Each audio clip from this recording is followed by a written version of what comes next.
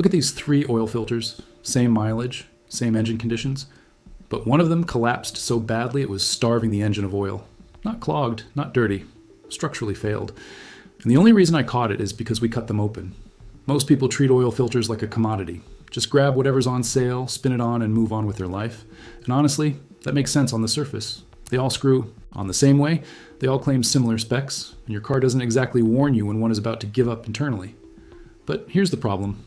Modern engines, especially ones pushing past 150,000, 200,000 miles, put way more stress on oil filters than most people realize. Longer oil change intervals, higher operating temperatures, tighter tolerances, it all adds up. So the question is, are all filters actually protecting your engine the same way when it really matters? So instead of guessing, I took 11 different oil filters, different brands, different price points, and ran them through the same stress conditions. Same oil, same engine platform, same simulated wear cycles. Then we cut every single one open and inspected what actually happened inside. And what we found, some of these held up exactly the way you'd hope. But 3 of them failed in ways that could quietly destroy an engine over time. Here's the thing, an oil filter isn't just catching dirt. It's doing 3 jobs at once, and if it messes up any one of them, you've got a problem. First, filtration. That's the obvious one. The filter media is designed to trap particles, metal shavings, carbon deposits, all the junk that builds up as your engine runs. These particles are measured in microns. To give you a sense of scale, a human hair is about 70 microns thick. Some of these filters are trying to catch particles down around 20 microns or less. But here's where it gets tricky.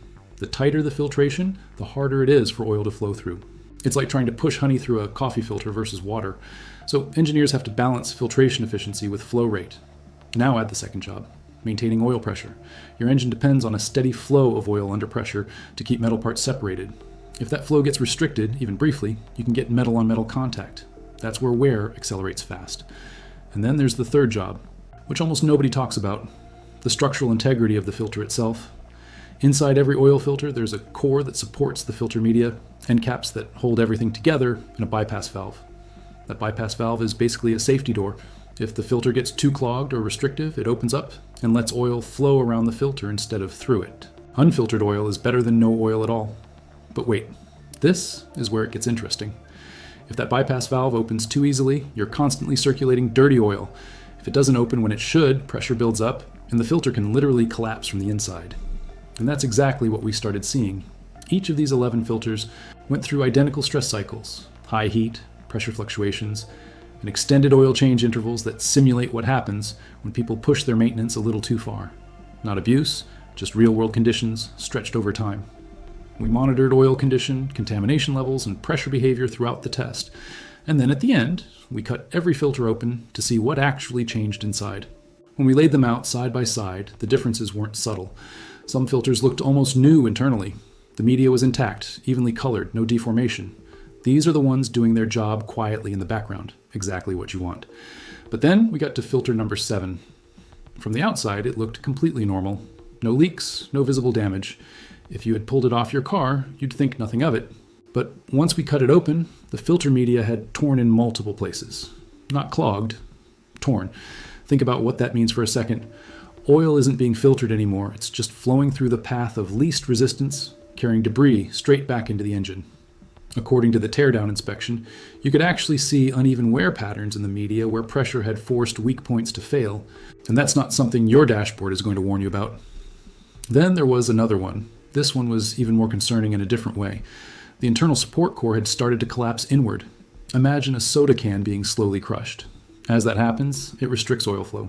Not completely, but enough to reduce pressure under certain conditions. If you were driving, you might notice a slight drop in oil pressure at idle, maybe a faint ticking noise on startup, easy to ignore. But over time, that reduced flow means less lubrication where it matters most. And then we hit the third failure. This one came down to the bypass valve. Now, manufacturers design these valves to open at a specific pressure. And to be fair, their reasoning makes sense on paper. You don't want oil starvation, so you give the system a safety release. But in this case, the valve appeared to be opening earlier than expected.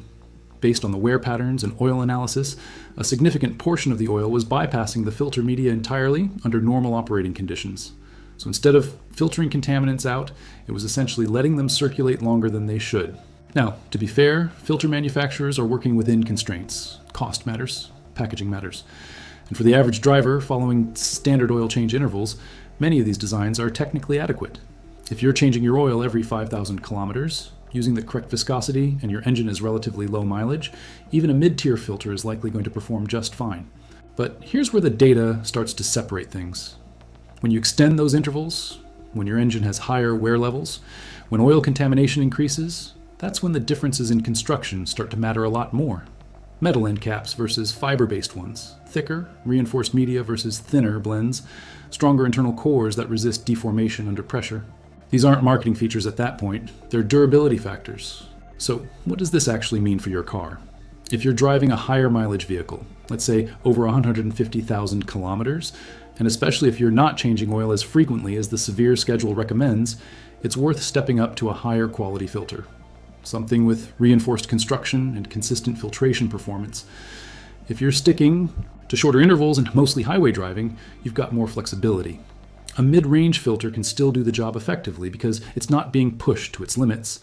But if you're in stop-and-go traffic, dealing with heat, or stretching intervals even a little, that's where cheaper filters start to show their weaknesses. Here's something you can do this week. Next time you change your oil, take a look at the filter you're using. Check the construction details if you can. Metal versus fiber end caps, brand reputation, filtration ratings. And if you've never thought about it before, this might be the easiest upgrade you can make for long-term engine health. Because the reality is, by the time a filter fails, in a way you can feel the damage may already be happening internally. Now I'm curious, what filter are you running right now? Drop it in the comments. I want to see what people are actually using out there. And if this made you think twice about something as simple as an oil filter, stick around. There's more testing coming, and some of the results honestly surprised me.